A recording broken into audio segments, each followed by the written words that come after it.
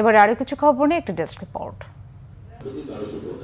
ডাক, টেলিযোগাযোগ ও তথ্য প্রযুক্তি মন্ত্রণালয়ের দায়িত্বপ্রাপ্ত প্রধান উপদেষ্টার বিশেষ সহকারী ফয়েজ আহমদ তৈয়ব বলেছেন, চিঠি আদান প্রদানের গুরুত্ব কমে গেছে। তবে ডাক বিভাগ এখন ই-কমার্স, কমার্স সহ অনলাইন বেচাকেনার পার্সেল গ্রামেগঞ্জে পৌঁছে দিতে গুরুত্বপূর্ণ ভূমিকা রাখছে।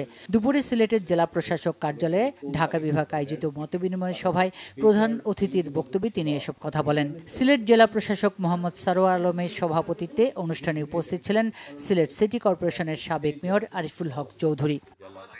বিএনপির যুগ্ম মহাসচিব অ্যাডভোকেট আব্দুল সালাম আজাদ বলেছেন, জাতি এখন নির্বাচনের অপেক্ষায়। সবাই ঐক্যবদ্ধ হয়ে তারেক রহমানের নেতৃত্বে নির্বাচন বিরোধী সব ষড়যন্ত্রকারীকে প্রতিহত করা হবে।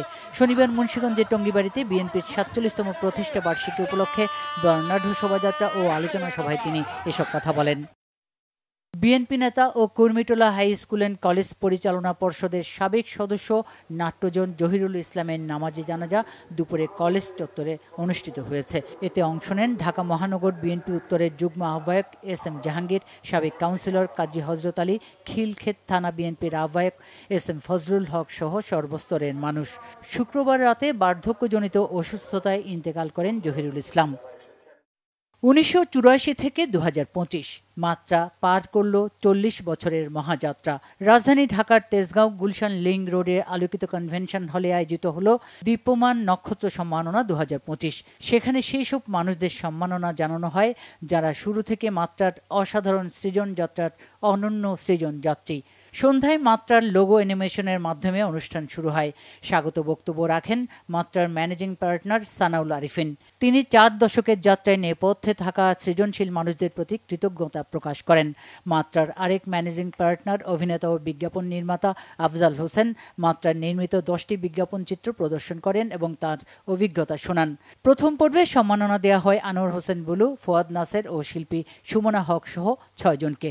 আর দ্বিতীয় পর্বে প্রয়াত আইয়ুব বাচ্চু, ত্রপা মজুমদার, নোবেল ও সাদিয়া ইসলাম মোহ সহ 7 জনকে।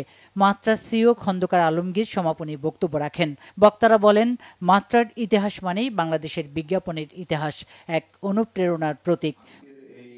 ঢাকা বিশ্ববিদ্যালয়ের ফজলুল হক মুসলিম হলের সাবেক ছাত্র নেতাদের আয়োজনে বর্ষা বিপ্লবে FH হল সম্মাননা ২০২৫ অনুষ্ঠিত হয়েছে।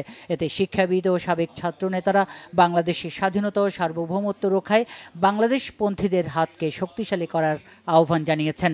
প্রধান অতিথি ছিলেন ঢাকা বিশ্ববিদ্যালয়ের সাবেক উপাচার্য ডক্টর আ.ফ.ম. ইউসুফ হায়দার। অনুষ্ঠানে ২৪ জুলাইয়ের আগস্ট বিপ্লবে যুগান্তকারী ভূমিকা রাখার জন্য ফজলুল হক মুসলিম হলের কয়েকজন কৃতি ছাত্রকে সম্মাননা দেওয়া হয়। এরা হলেন স্টেট ইউনিভার্সিটির উপাচার্য অধ্যাপক ডক্টর মোহাম্মদ আক্তার হোসেন খান, বাংলাদেশ উন্মুক্ত বিশ্ববিদ্যালয়ের উপাচার্য অধ্যাপক ডক্টর A.B.M. ওবায়দুর রহমান, ঢাকা বিশ্ববিদ্যালয়ের বিজ্ঞান অনুষদের অধ্যাপক ডক্টর আব্দুল সালাম, ফলিত রসায়ন ও রাসায়নিক প্রযুক্তি বিভাগের অধ্যাপক ডক্টর মোহাম্মদ কামরুজ্জামান। ২৪-এর বিপ্লবের সম্মুখ যোদ্ধা হিসেবে সম্মাননা পান বাংলাদেশ জাতীয়তাবাদী ছাত্রদল কেন্দ্রীয় সংসদের সহ-সভাপতি A.B.M. ইজাজুল কবির রুয়েল, প্রাণ রসায়ন ও অনুপ্রাণ বিভাগের মোহাম্মদ মাহফুজুর রহমান।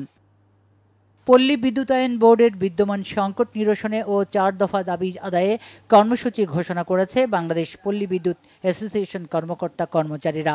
DRU-তে সংবাদ সম্মেলনে জানানো হয়, বারবার অনুরোধ সত্ত্বেও কর্তৃপক্ষ ইতিবাচক সাড়া না দিয়ে দমন পীড়ন, চাকরিচ্যুত, বরখাস্ত এবং শাস্তিমূলক ব্যবস্থা অব্যাহত রেখেছে। তাই রবিবার থেকে পর্যায়ক্রমে 80টি পল্লী বিদ্যুৎ সমিতির কর্মকর্তা কর্মচারীরা গণছুটি এবং 4 দফা দাবি বাস্তবায়ন না হওয়া পর্যন্ত কাজে যোগদান না করার সিদ্ধান্তের কথা জানান।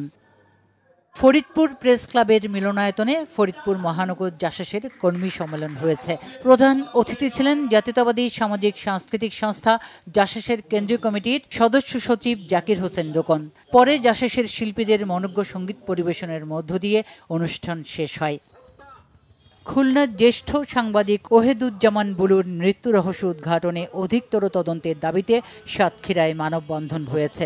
সাতক্ষীরা প্রেস ক্লাবের আয়োজনে শহরের নিউ মার্কেটের সামনে এই মানববন্ধন হয়। Bangla vision news desk.